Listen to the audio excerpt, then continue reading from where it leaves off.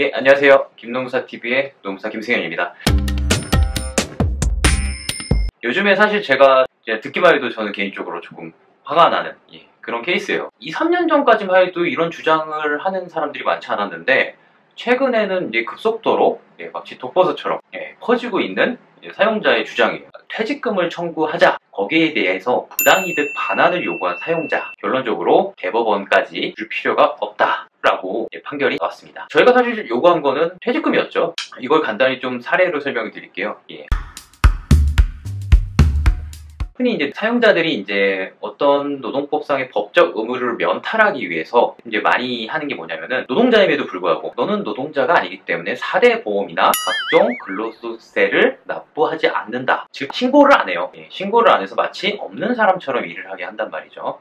그런데 이때 노동자가 상당히 오랜 기간 일한 다음에 나갈 때 이제 퇴직금을 요구하잖아요. 그럼 이제 딱 히든카드로 이제 숨겨놨다 꺼낸 고용보험, 국민연금, 건강보험 이 세 가지 보험에 대해서 노동자 할당 부분을 전체액을 소급해서 공제를 하겠다. 퇴직금에서 공제를 하겠다. 또는 임금에서 받아내겠다. 부당이득 반환에 소송을 해서 받아내겠다. 이런 주장을 사용자들이 최근에 너무 많이 해요. 이 사례 같은 경우에도 직종이 이제 약사였어요. 약사들 같은 경우에는 어떤 이렇게 자기가 약을 판 것에 대한 커미션도 있고 상당히 월급 수준이 좀 높은 때가 많아요. 이 금액에 대해서 사용자가 하나도 납부를 하지 않았던 상황. 이런 상황에서 이제 노동자가 퇴사할 때 퇴직금을 요구했죠. 한 5년 정도 일했어요. 사용자가 네가 감히 나한테 퇴직금을 요구를 해? 하고 이제 거꾸로 부당이득 반환소를 처음에는 저도 좀 믿기지 않았던 게 이런 소송은 현실에서 잘 없어요. 사용자들이 이렇게 계속 협박을 하는 용도로 주로 써요. 왜냐 그러면은 이런 소송을 하기 위해서는 적어도 자신이 여태까지 연체된 사용자 부담 부분에 대한 4대 보험 관계청에 다 납부를 하고 난 후에 자 너가 이걸로 인해서 이득을 얻었으니 그 이득 받은 부분을 돌려내라. 이런 소송을 해야 되기 때문에 사용자가 협박만 할 뿐이지 잘 하지 않아요. 결론은 이제 서로 좀 의견은 갈렸어요. 어차피 냈어야 될 돈이니까 세금은 내야 되지 않았느냐 뭐 이런 주장도 있었고 근데 이제 저희는 어쨌든 이거는 어찌되어졌든 임금에서 공제해서 나갔거나 사용자가 지급하기로 했던 것이 아니느냐 이런 취지로 이제 저희는 보는 거죠. 좀 쉽게 설명을 좀 말씀드릴게요. 그러니까 근로계약서고 아무런 계약이 없는 상황에서 실임금으로 받은 그 돈의 성격을 뭘로 보느냐 이게 이제 관건이 되는 거예요. 사용자는 이 돈에는 각종 세금이 공제되지 않은 세전 임금을 노동자가 그동안 받아왔다고 주장을 하는 것이고 저희는 아니다. 법률상 공제 의무가 있는 사용자가 모든 공제할 거를 공제하고 나머지 세후 금액을 준 것이다. 이런 주장을 이제 하게 되죠. 누구의 주장이 더 세냐? 뭐 이런 거죠, 사실. 일단은 법원이 좀 취지는 요지는 이래요.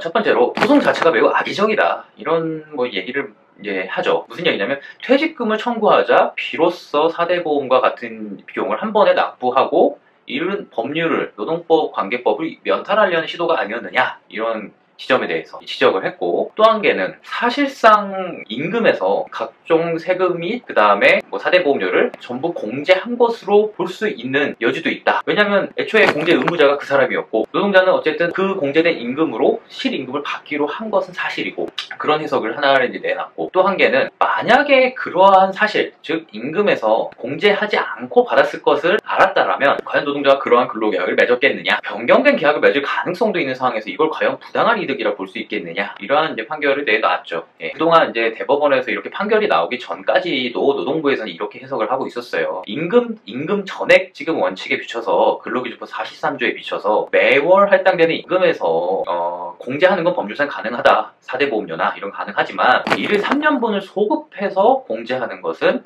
임금 전액 지급 원칙의 취지에 반한다. 이런 의견을 내놓은 고용노동부의 해석도 기존에 있었어요. 그럼에도 불구하고 사용자들이 악의적인 카드로 정말 많이 쓰고 있어요. 현재도 지금 쓰고 있어요. 저희가 상담 전화만 맨날 받습니다. 자, 퇴직금 달라 그러면 우리 원장님이 너 4대 보험료랑 다 뱉어내게 할 건데 라는 말씀을 계속 하신다. 이런 말씀 계속 하신대요. 자, 여러분 이렇게 악의적인 거에 대해서는요. 이렇게 그냥 말씀해 주세요. 난 노동부에 신고를 할 거고 퇴직금을 지급하지 않은 거에 대해서 형사처벌을 요구할 테니 나한테 어떠한 부당이득이 있으면 민사적으로 소송을 하십시오 라고 말씀하시는 게 좋습니다. 아까 말씀드렸지만 현실적으로 잘 발생을 할 수가 없어요. 왜냐면 그 어마어마한 밀렸던 돈을 다 내야 돼요. 사용자가 다 내고 다시 돌아와서 돈 달라고 해야 돼요. 그러니까 이게 현실적으로 잘 발생을 하지 않는 이유예요. 근데 이제 좀 더 악의적인 사용자들은 아예 퇴직금에서 공제를 까버리고 안 주거나 뭐 이런 문제가 있죠. 어쨌든 노동부에 가서는 별개 처리를 하겠다. 의사를 분명히 하십시오. 간호 근로감독관 중에서 이 사용자의 이상한 이 주장을 받아들여서 임금을 깎으려고 시도하는 근로감독관도 실제 있었습니다. 여기에 대해서도 분명히 말씀 주세요. 나는 퇴직급여 보장법을 위반한 사용자를 처벌하는 게 내 의사다. 그거면 됩니다. 그렇게 해서 처벌을 하십시오. 부당이득 문제는 별개 민사로 해결하든지